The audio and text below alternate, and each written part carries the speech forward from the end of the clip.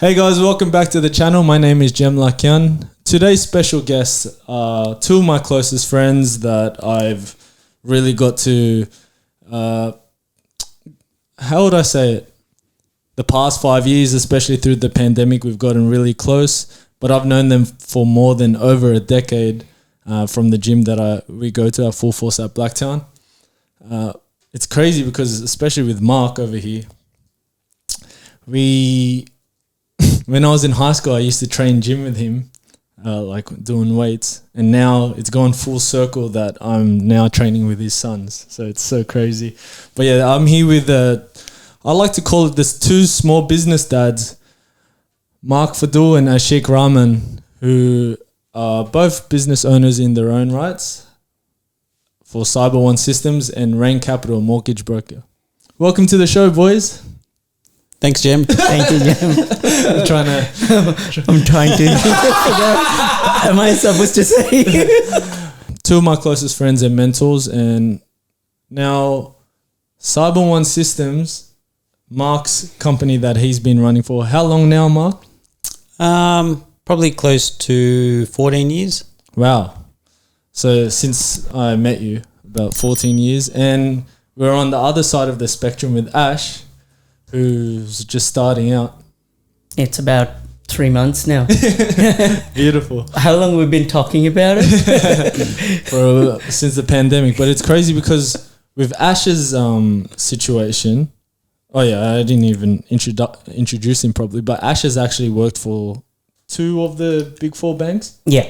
And also was leading the head of lending for one of Western Sydney's biggest property development groups. Yes. Correct? Yep, yeah. true.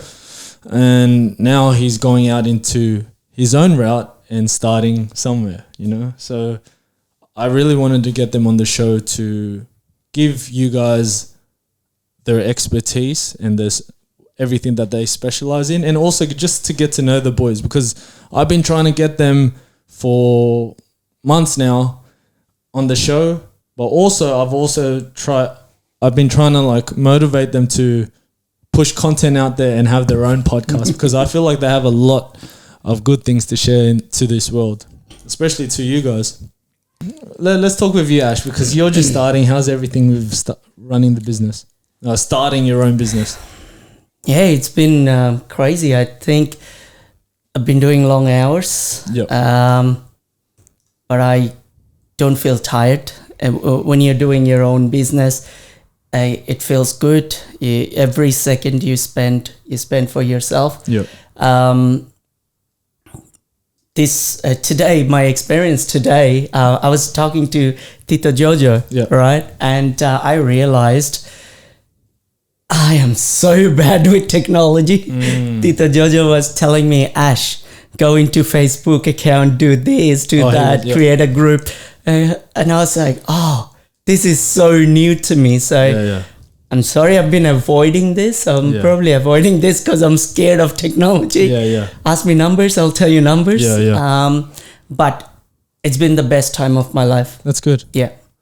We'll go, and Mark, with your business, let's take it all the way back to the 14 years ago. How did you actually get started, and what were you doing prior to starting? Before starting what I'm currently doing, I was working in an IT company back in early 2000s and doing sort of the engineering type of work, hardware, networking, help desking, that sort of work. And then actually started another software company for a couple of years and then moved on from that. Then I worked in a large software company in Mascot area in Sydney, and that was for about 2.5-3 years, doing a lot of their sort of help desk and network setup and getting their internal hosting sort of up and running. And then after that is when I decided to go full time. I started building the business a little bit while you were working. While I was working, I started off because I was initially doing a lot of the hardware side, help desking side. I started off with that side of the building the business. And at that time, a lot of companies were still hosting their own hardware generally in their premise. So cloud wasn't like we're saying, say mid 2000s, early, late sort of 2010, 2009. There wasn't as much emphasis to cloud sort of computing. So the larger businesses tend to host their own hardware. Over, since then, obviously cloud computing has sort of gone, quite large, and most people don't want the responsibility to manage their own hardware, all costs, and therefore they're sort of pushed now towards going on the cloud. There's various different clouds out there these days, but and so what I found was in the IT side of things, you sort of change from being more of a hands-on hardware type technician to more of a software base, because you're managing now the actual applications and the OS, not so much the hardware, because the hardware sort of moved to the cloud.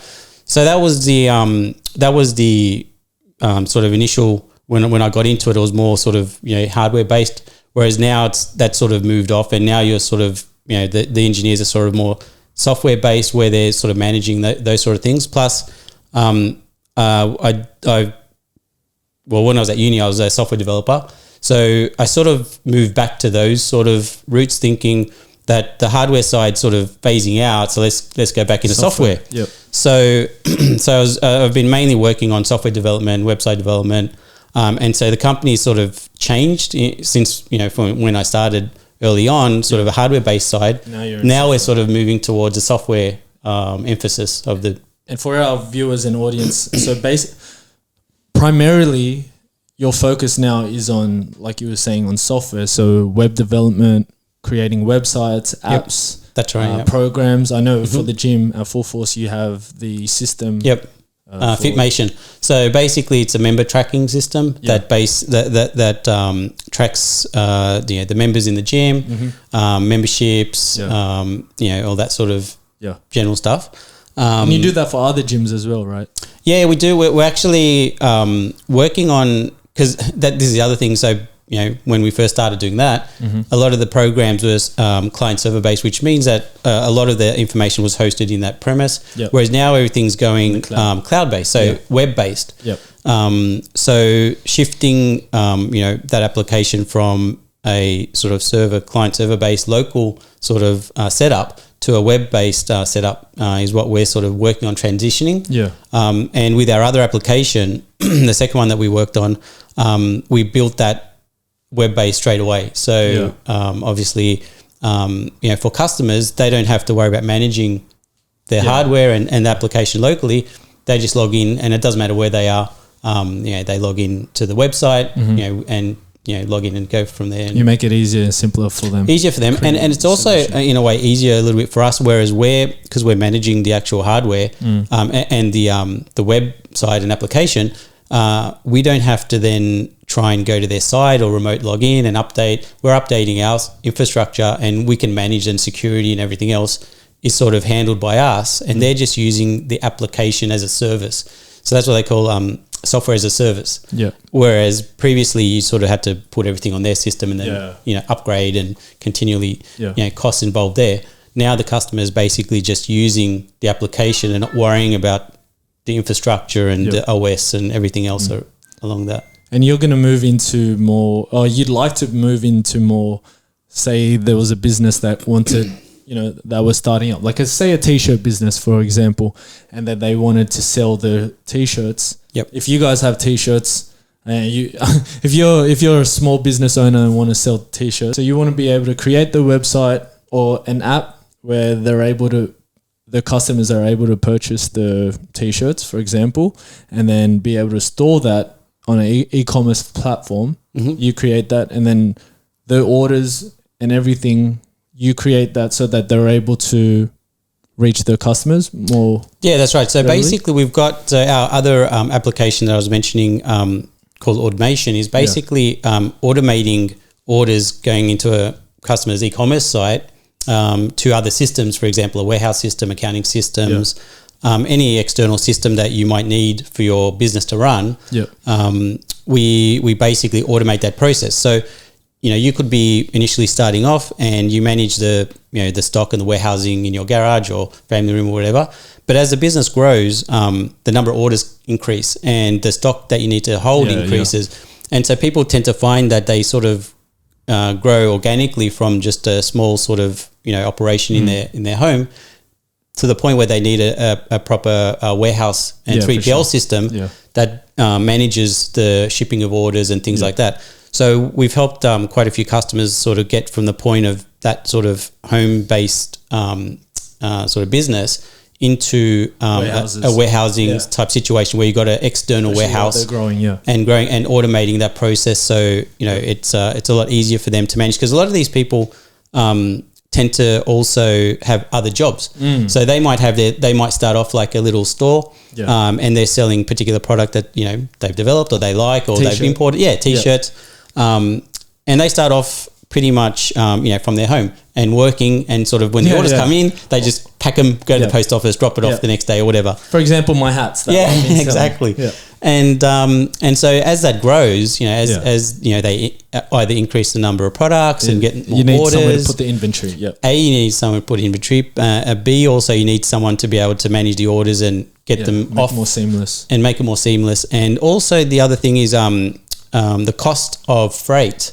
So generally, if you're doing it yourself, you're going to Australia Post, for example, and buying a 10-pack satchel bag or whatever it is. Whereas if you go to a warehouse, they've got volume. And so they can provide you a cheaper rate, things like that. So as they grow, our system sort of helps automate a lot of it and, make it more efficient. Beautiful. And you are the only one that works out from here. Like you manage it, and I know you have a team based out in Cebu in the Philippines, right? But what's it like having a remote team over in the Philippines? It's actually quite good. We've had. I normally have. How many do you have? Initially, I started off with one, and then as sort of time went, we sort of grew. And at the moment, we have 3 in the Philippines. We did have 4 at one stage, but now we're back to 3. And locally, I've got a contractor that also I use when I get too busy. But in terms of the remote sort of work in the Philippines, it's actually quite good where we can tend to grow and what we find is they generally like to work from home because it's quite a large area in the Philippines. You've got a lot of little islands.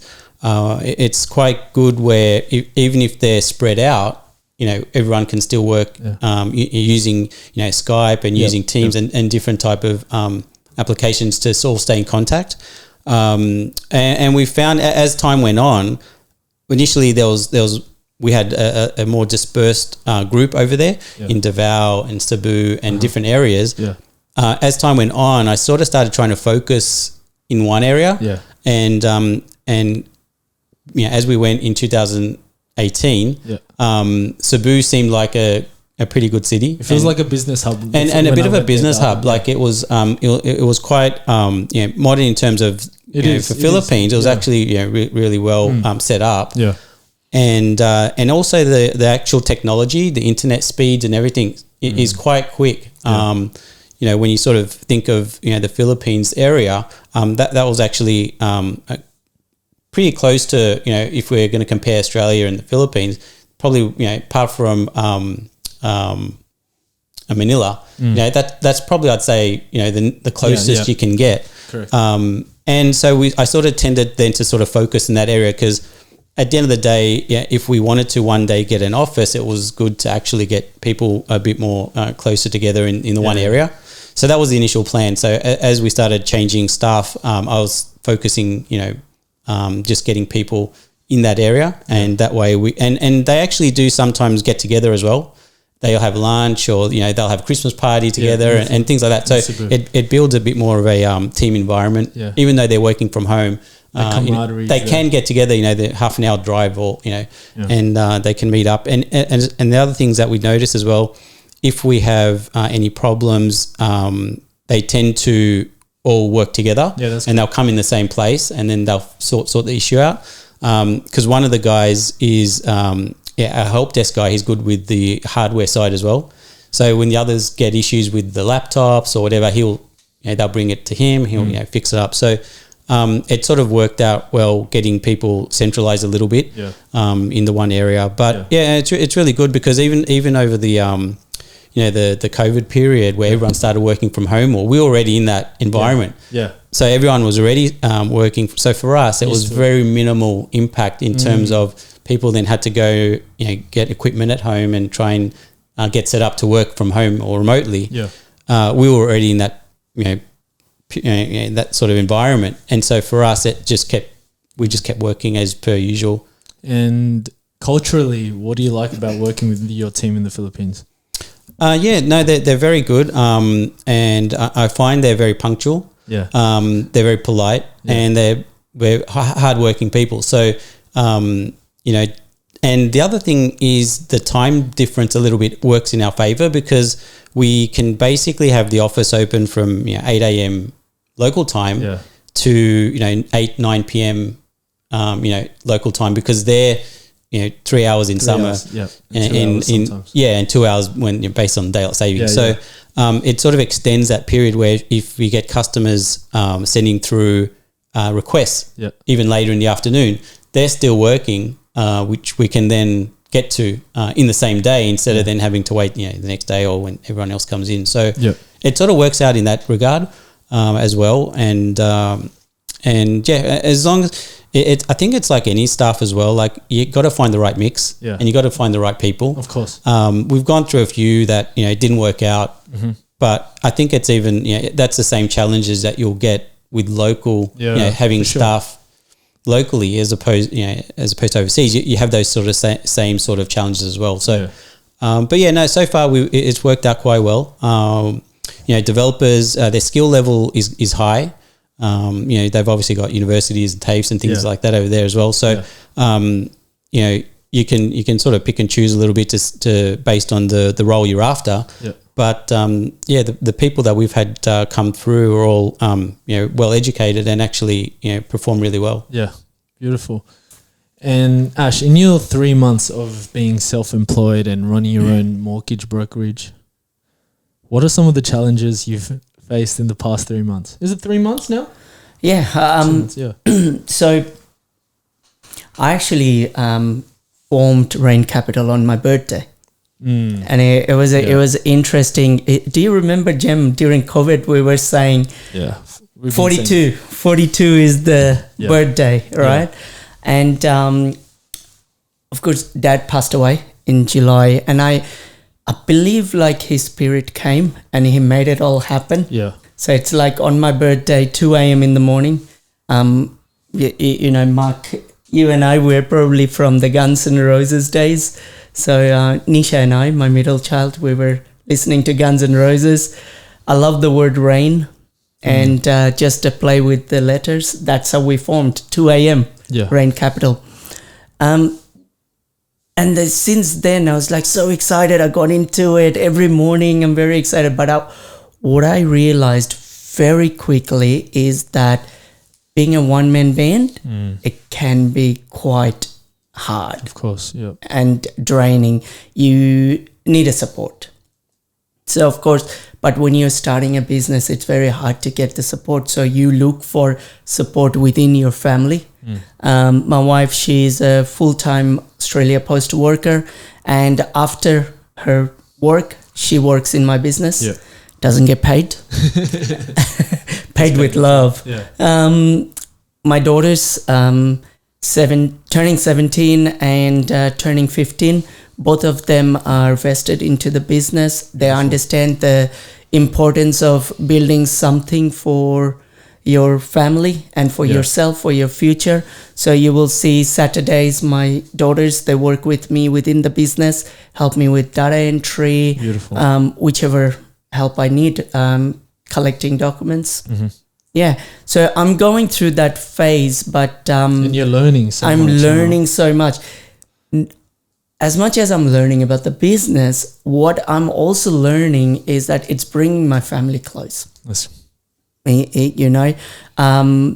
I'm probably interacting with my daughters more than what I've done in the last 15 years. Of working out. Yeah, just working with them, spending time with them, fighting with them. Yeah. It's fun, you know, and it's brought the family close. You know, even my 8-year-old, she wants to spend time with us. She tells me jokes and she thinks I'm pretty dumb when it comes to jokes. So she was telling me yesterday, let me dumb it down for you, Dad. But what it did is it's like a common goal. Yeah. So in a family, you have 5 family members. They all have one common goal. We're going to make our life better. And how do we do that? We help each other out. I'm already looking into hiring a support in Philippines. There are, Mark, thank you. You gave me a lot of ideas. Yeah. So I'm looking into that avenue, but there is one thing for sure I will never go back is, you know, stopping that touch for my family to be involved in the business. And eventually, you know, if you look at Annika, she's turning 17. It's only about a year or 2 and she can start working in the business. Yeah, beautiful. That's beautiful. I was going to ask, so what's the best part about going on your own? But I feel like you've just listed it already. In the past 2 months of your experience, 3 months of your experience, it's been able to bring you guys all together more than it brought the family together. I'm probably working about 12 to 14 hours a day. Yeah. But even when I finish, I don't feel like I work. That's good. You know, and the excitement and joy you get out of helping people. Creating something as well of yourself. Yeah. Of your own. Yeah. It's like, you know, you look at, I got offers from other businesses to already work within their business and merge the business together. And it's not the right time or anything. It's just watching RAEN Capital grow every day is just amazing. It's because I think as humans as a whole, we're born to create, whether it be creating a business, whether it be creating content, whether it be creating music, creating dance, art, in martial arts. We're born to create. And when you've lost that sense of creation, and you're just going day by day, the 9 to 5, and not really creating anything, you lose that sense of being a human. But I think that's what you're feeling right now in these past that you've been feeling in the past 3 months. People who works full-time job, right? And you know, generally what I've found, I mean, I came to this country about 22 years ago, there you go. Right? I'm not going to give you the story, the typical I came with $50. But from my experience, I worked for different businesses and I came across a lot of hardworking people. Of course, yeah. Yeah. And employees, they take their job very seriously and they work really hard. You know, there's nothing wrong with that. Yeah. You run with it and you make yourself very valuable within that business. I can talk about the broker support I had in my last role. I promise you, if I could afford, I would never let her go because she's so valuable, right? And you will find a lot of people like that within a different organization. But there is sometimes, you know, there are other people you meet, they always work hard, but then they always go, what could I have done if it was my own? Yeah.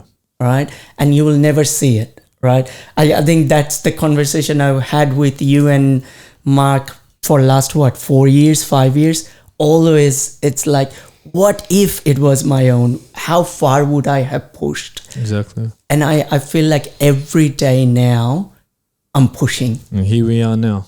Exactly, right?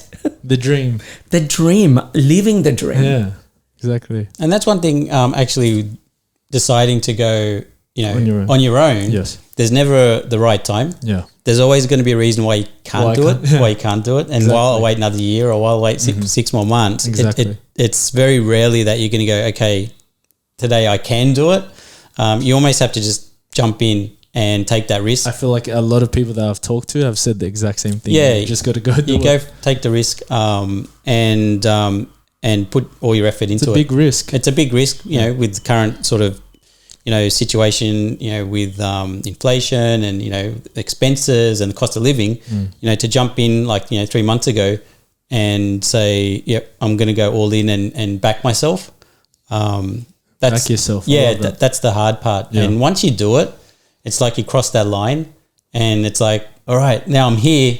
I'm either going to sink or swim. Yeah. And then you just, you commit. And you commit and you stay resilient. And you do your best and push hard. And that's the other thing, like, being on your own business, you won't have anyone really to push you anymore. Like if you're working in a normal role, you'll have a boss or you'll have a manager or someone else that's going to come and check on you and push. And but it's all on you now. Yeah. So once you jump into your own business, it's like, okay, there's no one here. So it's a double-edged sword. Oh, great. I don't have anyone on my back. Yeah. I don't have to ask, to do this or that. Can't blame anyone. So that's great. I'm free, right? I'm free. But the double-edged sword is, yes, you're free. Yeah. So now it's all on you to perform. But some people love that. Yeah, no, that's right. It works for them. That's right. Yeah, they want that. Yeah. So unless you perform, you're not going to get ahead. Yeah. So you can't hide behind someone else or a business or something. Exactly. Would you say that's the best part about going on your own? For you? Yeah, it's great because then when you actually achieve something, or when you make your first sale, or you've gotten the first loan, or something that you've actually worked towards, it's quite rewarding because you're the one that created it, and you're the one that got to that level on your own. I love that feeling. Yeah, I love that. And so the challenge, then you get to the point where, okay, now I've got to keep pushing. Yes, it was a first win, but now I've got to keep pushing, and I need to get it to the next level. Yeah. So you don't want to sort of stagnate, which it's easy to do, especially with no one's pushing you anymore. To build it up to the next level and the next level, and always try and keep getting better, and keep pushing. It's kind of like an athlete. Yeah, it's kind of like an athlete that's going for a championship. Sometimes, especially a fighter, they feel like they're on their own. Sometimes they got support around them, but they just got to keep getting better every day. And you know what? It also comes with that consistency piece as well, right? It's very easy to fall into that trap of procrastination and being lazy, right? And then you got to remind yourself there is no one is going to put that $1,000 a week in your account. You're responsible for your own. You remember my first property that I bought in Woodcroft? Yes. Yeah. Do you know the story of it? I think you told me before. Yeah. So I used to go, back in the days, 2005, right? 2005, we used to sell 3G mobile phone plans. Each sale was $50, right? Nina used to give me every afternoon $2. With $2, you can buy 3 wicked wings in KFC. Yeah. You know that Richmond Road KFC? Yeah. So I used to go there and I love chicken wings. So I had my chicken wings 4 o'clock in the afternoon. Now I'm ready. So I used to knock every door in Woodcroft and trying to sell 3G mobile plans. Just for that? Just for that. Yeah. Because I knew that I got to earn minimum $600 a week, right? So I need to make 12 sales. So I used to break it down 4 days a week. I need to make 3 sales. And I used to look at my conversion, right? How many doors do I need to knock? How many people I have to talk to make those sales? Yeah. Right? That's how I fell in love with the area Woodcroft, the demographic, the people, beautiful people. They were so nice to me. And that's why I bought my first house in Woodcroft. But coming back 18 years later, right? Every morning now I feel like I'm ready for my $2 chicken wings. Yeah. And I'm ready to go and knock that door. I love that you brought it back to that same... 18 years later, I feel the same. I wake up at 3:25 in the morning. That's my alarm. Yeah. And I'm ready. I'm going to have shower. I'm going to get ready. I'm going to have my chicken wings. And I'm going to go knock some doors. I mean, you don't door knock anymore, but you call. We got ways that we're going to get there. You call people, you call your referral partners. One of my mentor told me, everyone has to eat. So all these successful people out there, they don't have, it's not like they don't want to help you. They just don't have time to give you because they're busy building their business. Go and have lunch with them. Go and have a coffee with them. Take that 5 minutes of their time. So I'm just saying, I'm just back to 2005. Well, there's not much hair left now, but back in the days when I used to gel up my hair and go on the road, probably I knocked Reinhardt's door and I went, Rain, would you like a 3G mobile plan? If I give you a bucket, how many sales will I get? Mark, get the bucket. We'll talk about it. Discount on interest rates. I'm happy to put, not just the chicken wings, the whole chicken. Hey, I think the wings is the best part. I love the wings. Yeah, so we've got some questions that came from our audience in regards to your specialization in owning a home. For those people that watch our pod, or for those people that will watch this video and see this, Sydney is a crazy market to own a home. A lot of people, they look at the prices of homes here in Sydney and they just think, I'm never going to be able to own a home in Sydney, or I'm never going to be able to own a home, so why bother? You seeing from moving over from Bangladesh with the $20 in your pocket, and I was 50, and you specialize in mortgage broking and helping people find their home here in Australia, and you own a few homes yourself. What would you advise a first home owner, the steps to buy their first home? The first thing, planning. If you're buying next year, start now. Save. Okay. Savings is the key, and cut cost. You may be living with your parents. Okay, this is your great opportunity to cut cost. Be wary of where you're spending. Yep. If you think about it, $5 a coffee. Okay, $5 a coffee per week. How much? 525. Right? Then times it by, I say, 48 weeks. So think about it. Yep. That's extra savings in your pocket. Yep. Nowadays, a t-shirt, industry t-shirt, how much? $70. $70? Don't need the industry t-shirt. The other day I saw in Instagram, they featured Zuckerberg and Bill Gates, right? And there was a photo of them and they go, there is no branded clothes on any of them. Just black and white shirt. Just black and white shirt. Yep. Because they don't see the value of wasting money on things. Rather, they focus on wealth creation. Okay. So save, plan. And the best knowledge tank is your parents. And I guarantee you, your parents did it hard. Ask them. They will teach you. What if some of their parents are also not homeowners, so they don't know? I think that's the best segue to get into what you specialize in as a mortgage broker. What actually is a mortgage broker? So a mortgage broker, I mean, in a nutshell, a person who is a mortgage broker, his job is to go out there in the market, in the lending market, negotiate for the customers they have and find the best deal. With the bank? With the banks. Right. So I do have close to 40 banks on my panel. Yeah. And I will find who is going to give the best deal based on my customer scenario, and then go and position that option to the customer. And different people, you will be surprised. Just in this room, all three of us, we have 3 different scenarios. Yeah. So everyone has their own situation. So basically you go out there looking for the loan instead of you do all the work for someone. I'll do everything. You go to the bank, you try and see the borrowing capacity, and you try and get that loan for them to purchase their first property. Exactly. And it's not about seeing your mortgage broker and buying a property now, and I need to see my mortgage broker. No. Going back to the planning, I have clients who I had multiple discussions with, Yes. and we're not actually buying a property until next year.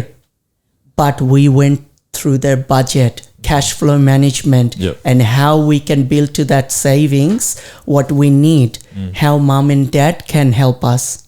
Nowadays, mom and dad at Sydney market, right? Yeah. How do you buy it? You may have the capacity, but living expenses are so high, it's hard to save. Yeah. How can you own a property with the support of mom and dad? And mom and dads are we're ethnic background, right? Our parents all about helping us, right? Yep. Inspiring But us, how can they help us? What's the best way to help us? Because we don't want to put them in a wrong situation either, right? So how can we do it the right way? The right way. Yeah. And does it cost money to see someone like you, a mortgage broker? No, maybe a cup of coffee, 3 wicked wings. Inflation from two. It's not $2 anymore, so. Ooh, I know, right? And you guys are different than going to a bank, right? Yeah, so I worked for National Australia Bank. I worked for Westpac. Yeah. I was a mobile lender for National Australia Bank. But the limitations I had as a banker is I can only work with what is available to me, which is the products of National Australia Bank. Okay. Whereas so now you can go all the banks will come to me and ask for business. Yeah. And I need to decide what is the best product for my customer. Keep in mind, I get paid the same no matter which bank I go to. Exactly. Is there more of a chance to get a loan from a broker or through a bank? What do you think? I would say a broker. For Rain example, capital. a simple example, right? So your income could be limited, Yeah. okay? But the property that you're looking and you go one of the big fours and your borrowing capacity may not be there. Yeah. But then another lender may come to party who are willing to look at giving you higher borrowing capacity. Right. And then there you go, you got your property. For those that don't know, what is borrowing capacity? Borrowing capacity is based on your income, based on your current liabilities. Yep. So you may have a Land Cruiser Prado with a high lending. That actually reduces your borrowing capacity. Credit cards. Credit cards, Right. yes. So borrowing capacity is what is my net monthly income Yep. minus what are my net monthly expenses. After that, whatever the amount is left, whether I can afford to get a mortgage and pay that repayment with that amount. Beautiful. And what do you think, in your own opinion, what do you think is more important? Savings or your salary for owning a home? Both. Okay. Don't be complacent. I've seen cases where people working for the same organization for 5 years, 6 years, and they are really happy. You can't be happy and comfortable and have the desire to go and buy $1 million property. Yeah. If you have the skill set, go out there, fight for that role that gives you the income that you need to save for the deposit for that property. I understand Sydney market is tough, but Sydney market is also achievable. It's about putting that right planning in place and follow through and get there. You may not be there now, but you may be there in 6 months' time. Or a few years. Or a few years. Yep. Yeah. And credit scores, how do they impact your chances of getting a mortgage? A good credit score is very important. That increases your likelihood of getting the loan from the bank. Banks don't like too many inquiries on your credit file. That reduces your credit score. If you have other lending always be on top of it. Make sure you make repayments on time, so there is no mark against your credit file. It is very important.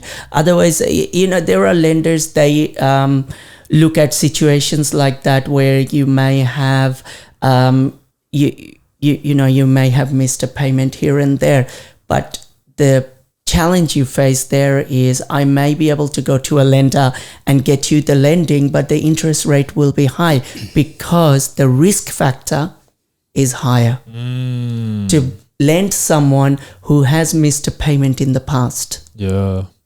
So I think how do you mitigate that higher interest rate?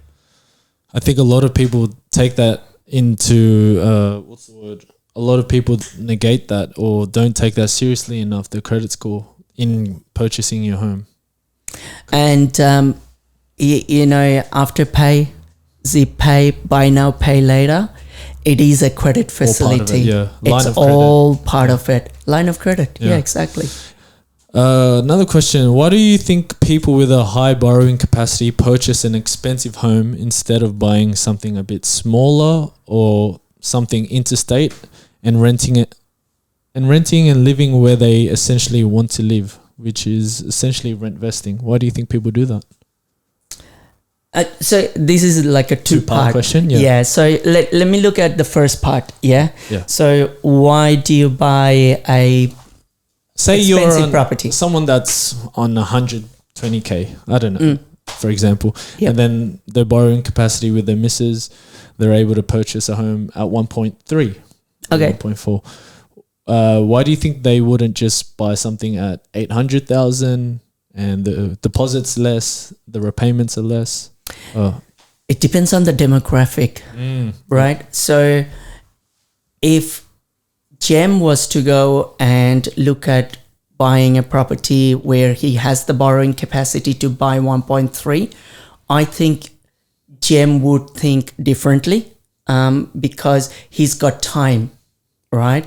I'm going to work hard now. I'm not going to bother about luxury, but I'm going to build wealth. I'm going to split it into two properties, one interstate, one probably outback New South Wales, and I'm going to take advantage of the capital growth, the rental income, but I'll be asset rich in 10 years' time. The time. Now talk about the demographic like me, people in their 40s. Yep. I worked my bum off my whole life and I got the capacity of 1.3 million. I have 3 beautiful kids. Oh, nice. I don't want to build the wealth. I want to give them that comfort. Yeah. I want my daughter to have a bedroom with an attached bathroom in a good suburb. Yeah. Right? Yep. So that makes a lot of sense. The mindset, the desire, your level, at what stage you are of life. Yeah. Yeah. Thanks for that. That's that was really good. Different. Yeah. Yeah. Well, that makes a lot of sense. And the second part to that was the... Oh, yeah. No, you I sort of... It wasn't a two-part. It was one part. Perfect answer. And Mark, I got a question for you. I was watching, I watch YouTube videos all day while I'm working. And I had YouTube ads come up. I think it was GoDaddy. There was a Shopify one. I've seen a lot of these apps for e-commerce. GoDaddy's a web hosting one, right? Yeah, they do a variety of things, domain name hosting, web hosting. Right. Yeah, exactly. Yeah. What is the difference with something that you will create for these businesses here compared to a GoDaddy, a Shopify, etc.? A lot of those guys have got a good framework and platform if you wanted to develop your own website, but a relatively simple one off a template.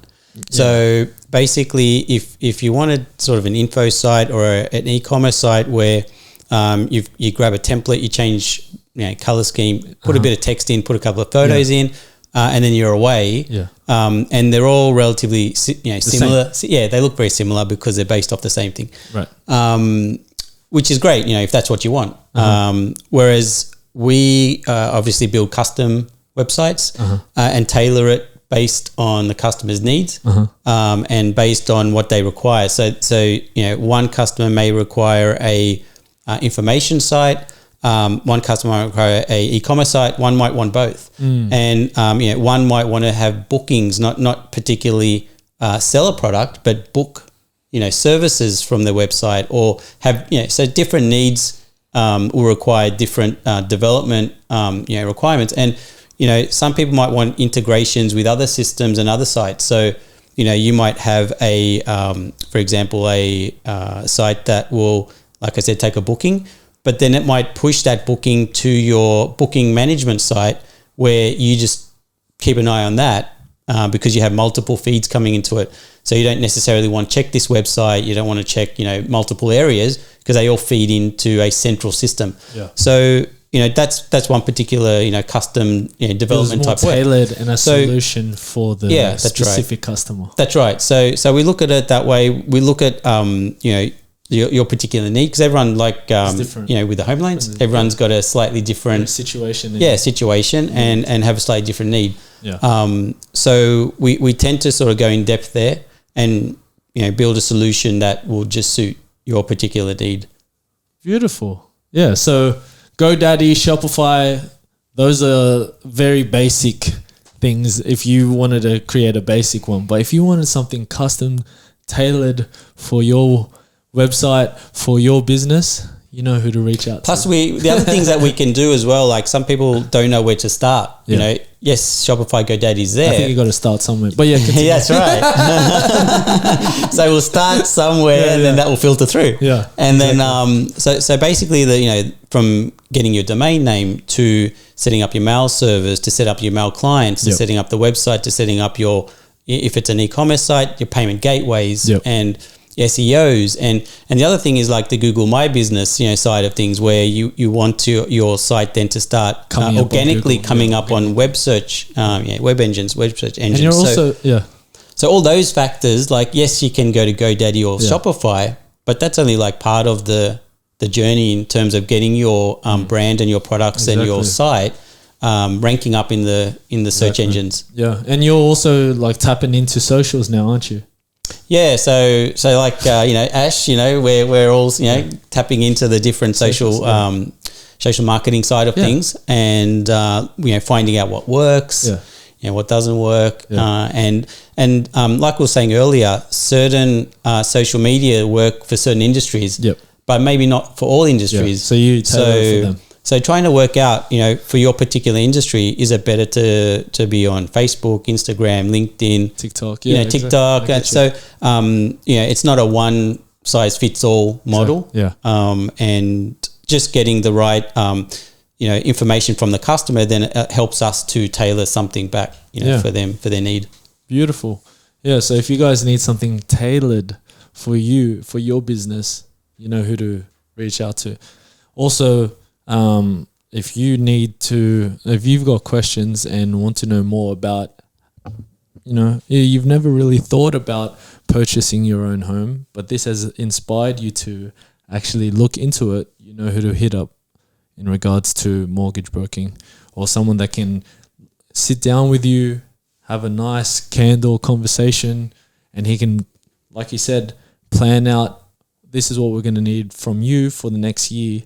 We're going to need you to save X amount, you and your wife. I see that you guys got good jobs, but it is possible. And I don't know, in my head, I feel like if you don't want to buy here in Sydney and own the home, like you said, it was your stages, buy something elsewhere cheaper, and then you can rent out something over here. But I don't know, you'd find that answer for them. At the end of the day, it's about sitting down and having that in-depth discussion. Yeah. Right? And I guess all it needs is a cup of coffee with me. And some chicken wings. Beautiful. And some chicken wings. That's very important.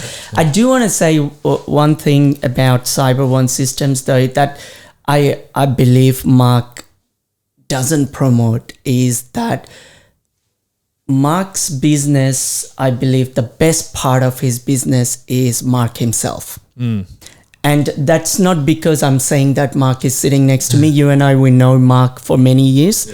Right. 3 months ago, when I said to Mark is that I would like to go out on my own, I didn't even think about the domain names, the setup of a whole business, the web presence and everything. And I didn't have to think about it. All I had to tell Mark is that I'm going out of my own. Yeah. And that was it, right? Now I have a website, domain names, and everything operating beautifully. And I never had to actually think about it. He just knew what to do and he got it done. I love that. And also going back to you, Jem, thank you for my Instagram account, my Facebook account. Yeah, that was easy. I'm still learning. That was easy. That was easy. A lot of people don't know, but you're actually married to a Filipino. I am. And and Atenina, like, if we really, long story short, one day you told me that her dad's maiden name is actually Lakyan. And Lakyan, my last name, is uncommon. You know what I mean? Like, so somehow we are related for sure. So me and you are somehow related. We are definitely related. But yeah, so what's it like being married to a Filipino? Is Nina going to Careful. With Filipinos, I would say when you marry someone Filipino, you don't marry the person, you marry the family. It is so important. I remember when I met Nina on our second date, she said, I need to go and meet her dad. And as I was driving through M4, she was telling me, where is the Mercedes like, where are those Mercedes that her dad keeps? So, okay. And then I got to meet Nina's dad, Nina's mom. Nina's dad has been a big influential person in my life. He taught me all the life skills. My dad taught me maths. Nina's dad taught me how to change tires, right? But I tell you what, if I was to go back and do it over, I would not change anything. I would take that exact path and I would do everything exactly the way God graced me with, because every day was just beautiful, adventurous, beautiful. I remember when Nina and I, we rented our first apartment, and 4:00 I had the keys. I gave the keys to Nina, and I used to work in a bar as a bar manager, and I went for my evening shifts. When I finished the shift, I came home. The home was decked out. I could sleep in my bed. There was meals in the kitchen. It's like me, like my home's decked out now.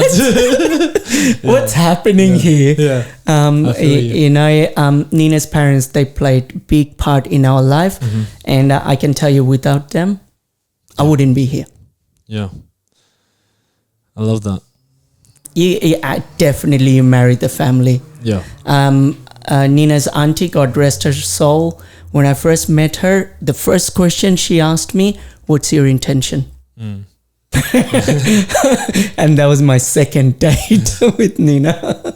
And now you got 3 beautiful girls, half Bangladeshi, half Filipino girls. Yeah. Young women. Probably my eldest 2. You can tell they're half Bangladeshi. My youngest, you can't tell. And I got Filipino threats in the past. I will tell people you're not my dad. But she is definitely the smarty pants. Yeah. I love that. So what's next for you guys? What do you reckon you guys are going to be? Well, you've got a lot of next. I do. I have a lot to grow. Yeah. And I feel I am surrounded by the right people. And, coming from Bangladesh, I didn't have anyone. My friends have been my life. They are with me at every step. They're guiding me. They're talking to me, and I do really feel that I'm with the right set of people around me. I just have to work. Yeah. And I work hard and I'll get there. Yeah. You're already there. Oh, thank you. I always tell you that. And Mark, what's next for CyberOne Systems? The next stage, I guess, is just keep growing, keep improving. Yeah. In our applications, we consistently improve them. We consistently listen to customers' feedback. So it's just a cycle of growing, you know, growing. and improving processes. And at the end of the day, you know, keeping the staff happy. Yeah. You know, because at the end of the day, that's what the company is made of. Yeah. It's made of, you know, the staff that work there, and you know, making the environment, you know, pleasant. Yeah. And that was the other thing that's challenging being remote type setup is how do you keep them engaged with you, and sort of everyone sort of pushing in the same direction. So just finding out better ways doing that. You know, like we have you know, some team bonding sessions on Friday where, you know, everyone jumps online. You know, in the Philippines they love their Mobile Legends. So, you know, they love it. Yeah, so we all get on and have a bit of a laugh, have a bit of fun for, you know, an hour or two on a Friday, just to bring everyone, you know, together and have a different type of sort of atmosphere, you know, as to normal just work. It sort of just makes everyone gel a little bit better. So just improving, you know, growing the team. Growing the clients. Yeah. I'm sure you'll get a few from here. So yeah, that's basically what we'll keep pushing on for next year. I love it. Well, I just I forgot. What about your podcast? Did you guys enjoy this one? You guys should really continue on your own podcast. If we're gonna plug that podcast, you guys are gonna not only talk about your business, the challenges you face through the month or through the quarter, but also just everyday things with It's probably not a bad idea because in a lot of dads, newly self-employed, juggling family commitments, and then they're working out there, and people don't talk about it, right? Men's mental health. Yeah, and we always bottle it up and we just leave it there, park it, and then let it bottle up more, then we explode. Right? It's probably not a bad idea to have a podcast where not necessarily we talk about mortgage broking or IT, and we talk about being the self-employed dad, the newly self-employed dad, the amount of pain and struggle we go through, and how we overcome that and how we tackle that. And I can guarantee you 80% of the time the approach I took was wrong. Right? And that's where comes the Filipino wife giving you the direction. I'm sure there's a lot of people that will be able to relate with the both of you as well. But I'd like to say thank you for jumping on. I'm glad that we finally got to do this. I hope you guys enjoyed your time. It was amazing. I was scared though. And I just want to say, guys, make sure to give us a like, subscribe to the channel. Also follow the boys. Give yourselves a plug. Well, how can they contact you, or how can they follow you on socials? Follow me on socials. That's on UGEM. At RAEN Capital. At RAEN Capital on Facebook and Instagram. And on LinkedIn. And of course, my contact number is on the website. And I'll put all the contact details and links down below. Yep. I'm available 3:25 a.m. till 10 p.m. After that, I'm done. Call me anytime, a cup of coffee, have a discussion with me. And, you never know. You might be sitting there thinking, how do I get there? And sometimes a quick free conversation will take you where you need to go. It might be much closer than you think. Exactly. And Mark? The quickest way to get in contact with us, just have a look at the website, cyberonesystems.com.au. You can either give us a call, fill out the contact form. Even we've got Facebook page where you can connect to us from there. So they're probably the quickest ways to get a hold of us. And we'll get back to you if you send an email through. We'll give you a call and go through your needs. Follow him on LinkedIn, Facebook, and Instagram as well at CyberOne Systems. I want to say thank you again, and thank you. You guys don't know how much you really inspire me, and really, that's why I love being around you both, because I learn a lot just by listening. I don't even need to talk, but I want to say thank you for that, and I know we got a lot of work to do. We do. We do.